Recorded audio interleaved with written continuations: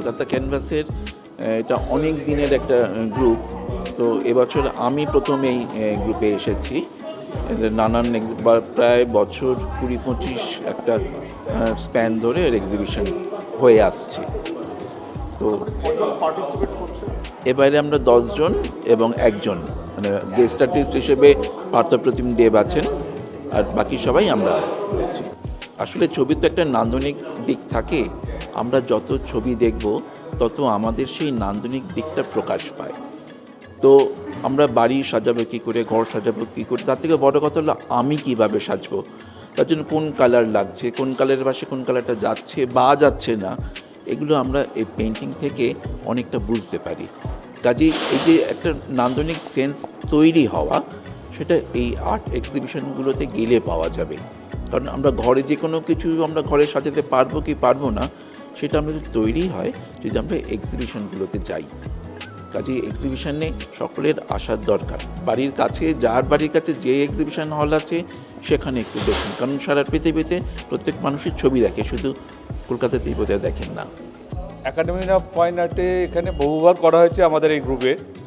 এখানে অনেক প্রথিতযশা এবং বহু সিনিয়র শিল্পী আছে আমাদের এই গ্রুপের মধ্যে। কিছু আছে, কয়েকজন আছে একটু ছোট জুনিয়র ছেলে আছে, এরা নতুন ঢুকেছে। তার আগে আমরা রেগুলার এক্সিবিশন করেছি, একাডেমিতে বহুবার করেছি এবং প্রত্যেকটা এক্সিবিশনে আমরা সাকসেস পেয়েছি। এখানে আমরা মোট 10 জন আছি, স্কাল্পচার আর্টিস্ট 2 জন আছে, আর বাদবাকি সব পেইন্টার।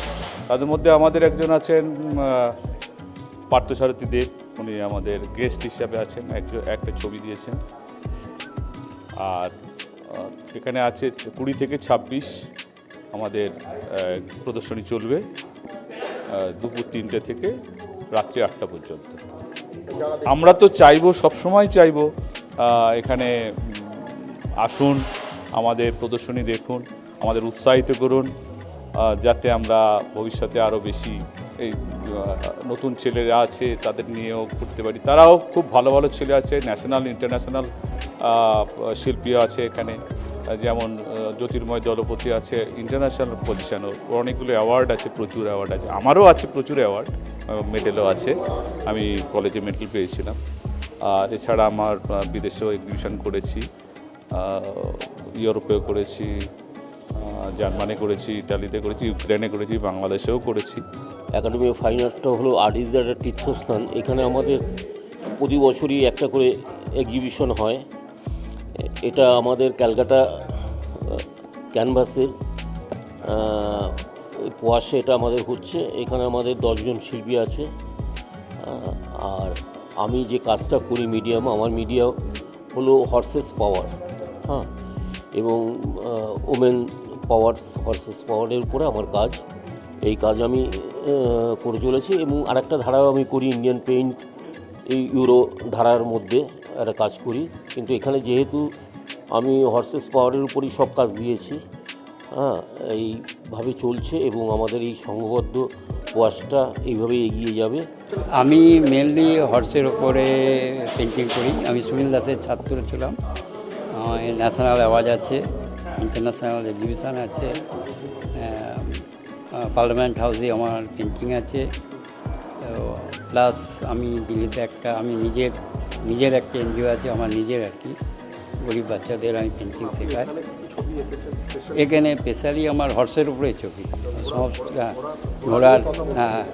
ঘোড়ারই ছবি। হ্যাঁ, তো আমি ঘোড়া বহুত দিন ধরেই আঁকি, ঘোড়াই আমি আঁকি। আজ প্রায় 40 বছর হয়ে গেল মোটামুটি ঘোড়া নিয়েই ছবি আঁকি। আর ঘোড়ার নানা রকম পোজ আছে, ঘোড়ার নানা রকম থিম আছে। এবারে আমার শুধু আছে হর্সের উপরে কিছু একটা লাভ আছে, যেটা যে বড় এটা, বাকি সবই হর্সের আছে। আমরা এর আগে অনেক এক্সিবিশন করেছি, এখন আবার নতুন করে আমরা একটা এক্সিবিশন করলাম, প্রায় 10 জন আর্টিস্ট এবং কলকাতা ক্যানভাস নাম দিয়ে এই এক্সিবিশনটা হচ্ছে। এতে নানান আর্টিস্টের নানান ধরনের কাজ আছে। কেউ অ্যাক্রিলিকে কাজ করেছে, কেউ ওয়াটার কালারে কাজ করেছে, কিছু 2 জন স্কাল্পচারিস্ট আছে, তারা স্কাল্পচার করছে মাটি, ব্রোঞ্জ এসব দিয়ে। আমি আমার ছবিগুলো এঁকেছি দেবদেবীর ওপরে, বিশেষত আমি রাধাকৃষ্ণ নিয়ে কাজ করি। আর আমার মিডিয়া হচ্ছে টেম্পারা, নেপালি পেপারের ওপরে আর্ট কালার দিয়ে এই কাজগুলো আমি আঁকি। আমার কাজ আপনাদের ভালো লাগলে খুশি হব। রানার রিপোর্ট, এস নিউজ।